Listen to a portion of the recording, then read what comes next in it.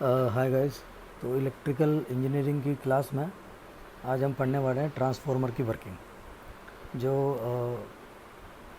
Diploma ITI या BTech के students के लिए काफ़ी हेल्पफुल होगी। तो ट्रांसफार्मर की वर्किंग में सबसे पहले आप ये देखिए कि ये जो आपकी ट्रांसफार्मर की संरचना आप सभी को याद होगी। ये जो है ये आपकी प्राइमरी वाइंडिंग है आगे की, और पीछे वाली आपकी सेकेंडरी वाइंडिंग है। तो ये प्राइमरी वाइंडिंग जो है ये वो वाइंडिंग होती है जिससे हम सप्लाई कनेक्ट करते हैं, और सेकेंडरी वाइंडिंग जो है ये आपकी वो वाइंडिंग होती है जिससे हम क्या कनेक्ट करते हैं, लोड। अब ट्रांसफार्मर की वर्किंग के अंदर, ट्रांसफार्मर की वर्किंग में सबसे पहले आपको ये देखना है कि जो आपका ट्रांसफार्मर है उस ट्रांसफार्मर के सेकेंडरी वाइंडिंग पे अभी कोई लोड नहीं लगा हुआ है। आपको मान लेना कि भाई अभी ट्रांसफार्मर जो है उस ट्रांसफार्मर की सेकेंडरी वाइंडिंग पर अभी कोई लोड नहीं है। तो अभी कौन सी स्थिति है, शून्य भार धारा या नो लोड कंडीशन। ठीक है, अभी शुरुआत में आप मान के चलिए। तो अब आप मान लीजिए कि आपने क्या करा कि ट्रांसफार्मर की जो प्राइमरी वाइंडिंग है उसको आपने उसके रेटेड जो वोल्टेज था उसका, मतलब जितने भी वोल्टेज के लिए वो वाइंडिंग बनाई गई है उतना वोल्टेज आपने जो है उस ट्रांसफार्मर की प्राइमरी वाइंडिंग को दिया। तो अभी अपन ने इसको जो है कितना मान रखा है, V1। तो आप जैसे ही क्या करोगे, ट्रांसफार्मर की प्राइमरी वाइंडिंग को सप्लाई से कनेक्ट करोगे, और सप्लाई आप कैसी दोगे, अल्टरनेटिंग, ये आपको याद ही है। ठीक, तो मैंने एक फ्लो डायग्राम जो है वो ऊपर की तरफ बना रखा है, मैं आपको दिखाता हूँ। ये देखिए आप। तो आपने जैसे ही क्या करा, प्राइमरी वाइंडिंग जो थी वो उसे आपने रेटेड वोल्टेज से जोड़ा, जो आपने कितना मान रखा है, V1। V1 हमने माना, और अल्टरनेटिंग सप्लाई है आपकी। तो जैसे आप प्राइमरी वाइंडिंग सप्लाई से कनेक्ट करोगे V1 से, वैसे ही आपकी ट्रांसफार्मर की प्राइमरी वाइंडिंग में जो करंट आएगी उसे, अभी कौन सी कंडीशन है दोस्तों, सेकेंडरी पर लोड नहीं लग रहा है। तो इस समय ट्रांसफार्मर की प्राइमरी वाइंडिंग में जो करंट आती है उसे बोलते हैं नो लोड करंट, I0। ठीक, और इस आई नोट बोल दो, I0 बोल दो, है ना, बात है की। फिर इस ये जो आपके पास में नो लोड करंट है दोस्तों, इस नो लोड करंट के आपके पास दो भाग होते हैं। एक भाग आपकी कोर में क्या पैदा करता है, आयरन लॉसेस। ठीक है, ये जो प्राइमरी वाइंडिंग में जो करंट आई, नो लोड करंट, उसके दो भाग है। उसमें से एक भाग जो है उससे वो क्या करता है, आपकी कोर में क्या पैदा करता है, आयरन लॉसेज या लोह हानियाँ। इस करंट को बोलते हैं क्या, आयरन लॉसेस करंट या लोह हानि धारा। तो ये लोह हानि धारा तो आपकी कोर में या ट्रांसफार्मर की कोर में क्या पैदा करेगी, आयरन लॉसेज। अब ये चीज़ आपको पता होना चाहिए कि जो आयरन लॉसेज है इसका मान लोड पर निर्भर नहीं करता है। मतलब लोड चाहे लगा हो चाहे नहीं लगा हो, चाहे लोड कितना ही गुना हो, ये लॉसेज लोड के सापेक्ष जो है या लोड के अकॉर्डिंग कैसे रहते हैं या उसके रेस्पेक्ट में कैसे रहते हैं, कांस्टेंट या नियत। ये चीज़ आपको ध्यान रखनी है। तो इस समय जो लॉसेज हो रहे हैं, आयरन लॉसेज, ये जब लोड लगाओगे तब भी ये इतने ही होंगे, ये आपको ध्यान रखना है। तो इस नो लोड करंट जो थी आपकी शून्य भार धारा, इसकी जो एक करंट थी II, इसने तो आपकी कोर में क्या कर दी, आयरन लॉसेज। और जो दूसरी करंट थी इसे बोलते हैं चुंबकीय धारा या मैग्नेटाइजिंग करंट। इसे I5 से दिखा दो या IM से भी दिखा सकते हो आप। तो ये जो चुंबकीय धारा है I5, ये आपकी कोर में क्या पैदा करेगी, मुख्य फ्लक्स या मेन फ्लक्स। अब आपको ये चीज़ ध्यान रखनी है दोस्तों, आपको ये चीज़ हमेशा ध्यान रखनी है क्या, कि जो आपने सप्लाई दी थी वो अल्टरनेटिंग थी, और इस अल्टरनेटिंग सप्लाई से करंट भी अल्टरनेटिंग आएगी। तो ये जो फ्लक्स पैदा होगा आपका मेन फ्लक्स, ये भी कैसा होगा, आपके पास में अल्टरनेटिंग है ना, आपको ध्यान रखना है। तो ये अल्टरनेटिंग फ्लक्स जो था, ये अल्टरनेटिंग फ्लक्स आपका प्राइमरी वाइंडिंग के अंदर से भी प्रवाहित होगा, प्राइमरी वाइंडिंग के अंदर से भी प्रवाहित होगा, और सेकेंडरी वाइंडिंग के अंदर से ही प्रवाहित होगा। ये आपको ध्यान रखना है, क्योंकि आपने कोर पे दोनों वाइंडिंग लेफ्ट, एक ही कोर पे आपने वाइंड कर रखी है। तो आप इसमें देखिए डायग्राम में जो ये ब्लू वाला आपको दिख रहा है, बड़ा वाला जो आपको दिखाई दे रहा है, ये जो तीर से बना रखा है अपन ने, ये जो आप देख रहे हो आप, ये है आपका मेन फ्लक्स। तो इसकी डायरेक्शन जो है मैंने बना रखी है किसी एंटी क्लॉकवाइज या घड़ी की घूमने की, क्लॉकवाइज या घड़ी की घूमने की दिशा में मैंने बना रखी है। ये आपको दिख रही है ब्लू से, ब्लू कलर से आपको दिखाई दे रही है। तो ये अल्टरनेटिंग है, और ये प्राइमरी वाइंडिंग और सेकेंडरी वाइंडिंग दोनों में से गुजर रही है। अल्टरनेटिंग है मतलब मान और दिशा अपने आप चेंज हो रहे हैं। तो फेराडे का नियम लगा यहाँ पे इलेक्ट्रोमैग्नेटिक इंडक्शन का रूल लगा। तो जैसे ही यहाँ पे रूल अप्लाई होगा तो आपके पास में प्राइमरी वाइंडिंग के अंदर तो इंड्यूस्ड या जनरेट हो जाएगा E1 और सेकेंडरी वाइंडिंग के अंदर इंड्यूस्ड हो जाएगा कौन, E2, किसके, फेराडे के नियम से। अब आपको ये ध्यान रखना है, अपन वापस फ्लो डायग्राम की तरफ चलते हैं। तो भाई इस मेन फ्लक्स ने क्या किया, इस मेन फ्लक्स ने, अब देखो ये मेन फ्लक्स दोनों वाइंडिंग में से जा रहा था, प्राइमरी में से भी जा रहा था और सेकेंडरी के अंदर से भी जा रहा है। तो अब तो इसका मतलब फेराडे का नियम दोनों में लगेगा। तो प्राइमरी वाइंडिंग के अंदर जो विद्युत वाहक बल पैदा हुआ, ये तो पैदा हुआ सेल्फ इंडक्शन से, इसे बोलते हैं स्वप्रेरण, कि जिस वाइंडिंग में सप्लाई लगाई उसी वाइंडिंग में क्या उत्पन्न हो जाए, विद्युत वाहक बल, तो इसे तो बोलते हैं स्वप्रेरण। और एक वाइंडिंग में सप्लाई लगाने पर दूसरी वाइंडिंग में विद्युत वाहक बल का पैदा होना, उसे बोलते हैं अन्योन्य प्रेरण या सह प्रेरण या म्यूचुअल इंडक्शन। तो E1 तो पैदा हुआ है प्राइमरी वाइंडिंग में सेल्फ इंडक्शन से, और E2 उत्पन्न हुआ है सेकेंडरी वाइंडिंग में किससे, सेकेंडरी वाइंडिंग में किससे, है ना, सेकेंडरी वाइंडिंग में म्यूचुअल इंडक्शन के द्वारा, ये आपको ध्यान रखना। अब इसके बाद में देखिए, अभी लोड नहीं लगा हुआ था, इसका मतलब सेकेंडरी वाइंडिंग ओपन सर्किट है। तो अगर आपकी सेकेंडरी वाइंडिंग के अंदर विद्युत वाहक बल अगर उत्पन्न भी हो जाएगा तो अभी कोई धारा प्रवाहित नहीं हो पाएगी, क्योंकि अभी ये ओपन सर्किट हमने मान रखा था।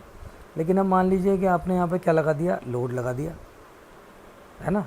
अब आप मान लीजिए कि आपने यहाँ पे क्या लगा दिया, लोड लगा दिया, तो फिर ये जो विद्युत वाहक बल पैदा हुआ आपकी सेकेंडरी वाइंडिंग में, ये सेकेंडरी वाइंडिंग में जो विद्युत वाहक बल पैदा हुआ, ये आपकी सेकेंडरी वाइंडिंग में क्या फ्लो करवाएगा, करंट I2 दिख रहा है आपको डायग्राम में, जिसे आप बोलोगे सेकेंडरी करंट, ठीक है। अभी सेकेंडरी करंट आपके सेकेंडरी वाइंडिंग में से फ्लो होगी, तो ये I2 का मान किसके अनुसार होगा, जो लोड है, भाई जितना लोड होगा उतनी करंट आएगी, ये ध्यान रखना। करंट कितनी फ्लो होगी ये डिपेंड करेगी लोड पे। अगर लोड बढ़ाओगे तो ये करंट भी ज़्यादा होगी, लोड का मान कम होगा तो ये करंट भी कम होगी, ये आपको पता होना चाहिए, है ना। तो जैसे ही आप क्या करोगे, आपने लोड लगाया, तो लोड लगाते ही E2 ने, मतलब सेकेंडरी EMF ने आपकी सेकेंडरी वाइंडिंग में क्या फ्लो करवा दी, करंट कौन सी, I2, ये आपको ध्यान रखनी है। तो I2 करंट जैसे ही फ्लो होगी सेकेंडरी में, तो भाई सेकेंडरी भी वाइंडिंग है, सेकेंडरी के अंदर भी करंट आ गई, तो फिर आपकी ये जो सेकेंडरी करंट है, इधर देखो साहब आप, ये जो आपकी सेकेंडरी करंट है I2, ये तो ये सेकेंडरी करंट एक नया फ्लक्स पैदा करेगी φ2, इससे बोलेंगे सेकेंडरी फ्लक्स। अब नया फ्लक्स आ गया भाई, एक फ्लक्स तो आपका पहले से ही था, एक फ्लक्स जो था वो आपका मेन फ्लक्स था, कौन सा, फाई। इस फाई ने प्राइमरी में E1 पैदा करा, सेकेंडरी वाइंडिंग में E2 को जनरेट करा। अब आपने सेकेंडरी में लोड लगा दिया, तो जो करंट फ्लो हुई सेकेंडरी वाइंडिंग में वो कौन थी, I2। अब ये सेकेंडरी भी आपकी वाइंडिंग है, सेकेंडरी में भी करंट फ्लो हो रही है, तो सेकेंडरी वाइंडिंग भी अपना फ्लक्स पैदा करेगी, जिसे आप बोलोगे φ2। तो ये आपका कौन सा फ्लक्स था, सेकेंडरी फ्लक्स। अब ये सेकेंडरी फ्लक्स क्या करेगा, ये लेंज के नियम के अनुसार अपने उत्पन्न हुए कारणों का क्या करेगा, विरोध। तो भाई होता क्या है कि समान राशि को ही घटा सकती है, समान राशि को ही बढ़ा सकती है, तो ये विरोध करेगा। तो ये φ2 जो था ये मान कम करेगा आपके मेन फ्लक्स का। तो मान कब कम कर सकता है, विरोध कब कर सकता है, ये जब इसकी दिशा कैसी हो, जब इसकी दिशा जो आपका मेन फ्लक्स है उसके विपरीत हो। तो देखो ये डायग्राम में जो आपका ब्लू वाला डायग्राम, ब्लू वाली जो आपकी ये जो आपने तीर से दिखा रखा था, ये तो आपका मेन फ्लक्स था, और φ2 इसका विपरीत होगा। ये देखो इधर इसकी डायरेक्शन तो कैसी थी आपकी मेन फ्लक्स की, क्लॉकवाइज। तो ये जो मैंने φ2 बना रखा है ब्राउन कलर में, ये φ2 जो है ये उल्टा फ्लो हो रहा है, मतलब एंटी क्लॉकवाइज, घड़ी की घूमने की विपरीत दिशा में। तो दो फ्लक्स विपरीत दिशा में हो गए, तो ये φ2 क्या करेगा, लेंज के नियम के अनुसार इसने आपके मेन फ्लक्स का मान कम कर दिया। भाई ये देखो इधर मेन फ्लक्स का मान क्या कर दिया, कम कर दिया। अब अगर आपके ट्रांसफॉर्मर में मेन फ्लक्स कम हो जाएगा, तो मेन फ्लक्स कम हो जाएगा तो भाई ये तो लफड़ा हो गया कि मेन फ्लक्स कम होते ही E1 भी कम हो जाएगा, E2 भी कम हो जाएगा, तो मेन तो E2 है, और E2 कम हो गया, आपकी सेकेंडरी वाइंडिंग में, तो फिर सेकेंडरी वाइंडिंग में करंट भी कम हो जाएगी। जबकि आपकी सेकेंडरी पे लोड तो चेंज हो ही नहीं रहा, लोड तो उतना ही है, तो लोड को तो बराबर पावर देनी है, लोड जितनी पावर चाह रहा है लोड को उतनी पावर चाहिए। तो फिर क्या होगा आपके पास में कि आपका ये ट्रांसफॉर्मर क्या करेगा, वापस से इस फ्लक्स को बढ़ाने के लिए, अब उसको फ्लक्स बढ़ाना है वापस, क्योंकि ये फ़ाई 2 ने क्या किया, जो सेकेंडरी वाइंडिंग का फ्लक्स था इसने आपके मेन फ्लक्स को कम कर दिया।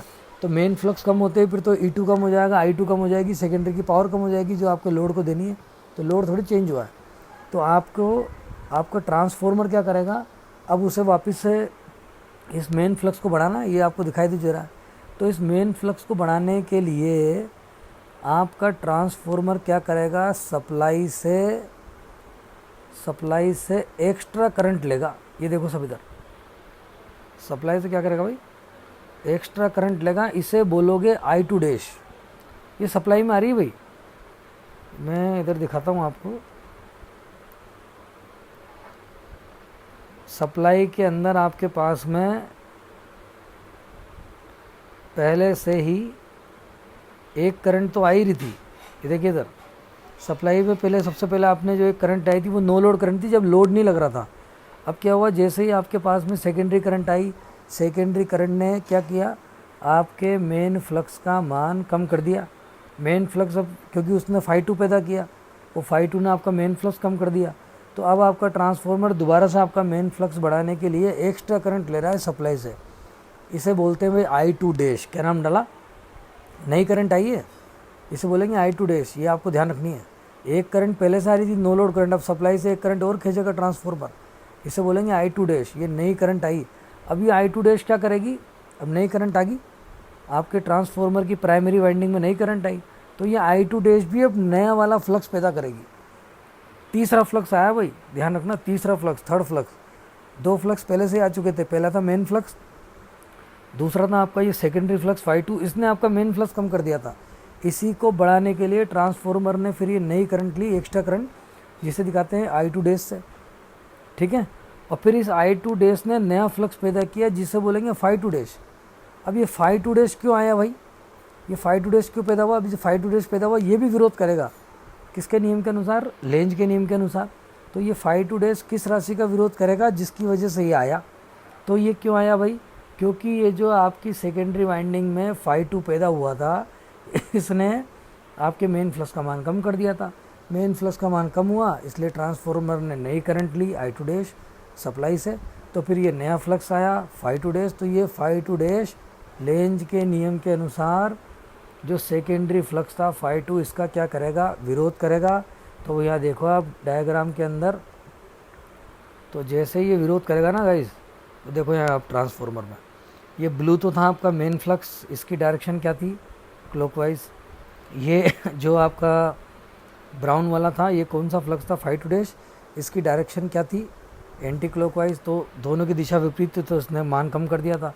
तो अब इस फ़ाई 2 का विरोध कौन कर रहा है, फ़ाई 2 डैश, जो मैंने ग्रीन से दिखा रखा है, देखिएगा ये तो ये इसकी विपरीत दिशा में लगेगा फ़ाई 2 की। तो फ़ाई 2 अगर एंटी क्लॉकवाइज था तो ये कैसा होगा, क्लॉकवाइज।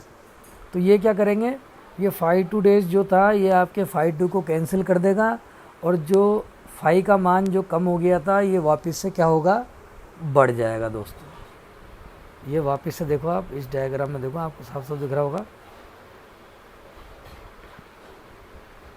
ये देखिए ये I2 डैश की वजह से फ़ाई 2 डैश आया। फ़ाई 2 डैश ने लेंज के नियम के अनुसार फ़ाई 2 का विरोध करा, फ़ाई 2 को ये विरोध करेगा, दोनों एक दूसरे को कैंसिल कर देंगे, और जो आपका मेन फ्लक्स कम हो गया था, ये मेन फ्लक्स वापस से इसकी वैल्यू क्या होगी, बढ़ जाएगी दोस्तों। ये थी आपके ट्रांसफॉर्मर की वर्किंग।